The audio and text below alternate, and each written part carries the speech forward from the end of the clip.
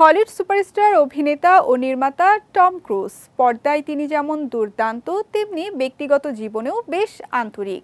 এবার তিনি ইচ্ছা প্রকাশ করলেন বলিউডে কাজ করার।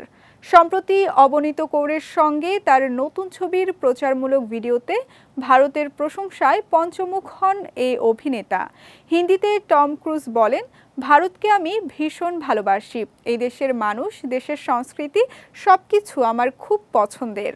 2011 সালে ভারতে মিশন ইম্পসিবল ঘোস্ট প্রোটোকল সিনেমার প্রচারে ভারতে এসেছিলেন হলিউড সুপারস্টার টম ক্রুজ। স্মৃতির পাতায় ডুব দিয়ে অভিনেতা ভাগ করে নিয়েছেন সেই সময়ের কিছু কথা। তিনি বলেন, ভারতে কাটানো প্রতিটা মুহূর্ত আমার সবসময় মনে পড়ে। ভারতের মাটিতে পা রাখা থেকে তাজমহলে যাওয়া এবং মুম্বাইয়ে কাটানো প্রতিটা মুহূর্ত আমার স্মৃতির পাতায় আজও উজ্জ্বল। আর তার ঠিক পরেই বলিউডে ছবি পরিচালনার ইচ্ছে প্রকাশ করেন অভিনেতা।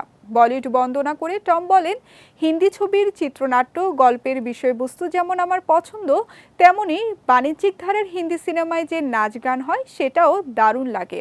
আর সেই ভালো লাগাকে এবার বাস্তবায়ন করতে চাইছেন টম ক্রুজ। অভিনেতার এমন ঘোষণার পরই প্রশ্ন উঠেছে, তাহলে কি এবার মুম্বাই ফিল্ম ইন্ডাস্ট্রির খান কাপুরদের একচেটিয়া সাম্রাজ্যে ভাগ বসাতে চলেছেন হলিউড এই তারকা?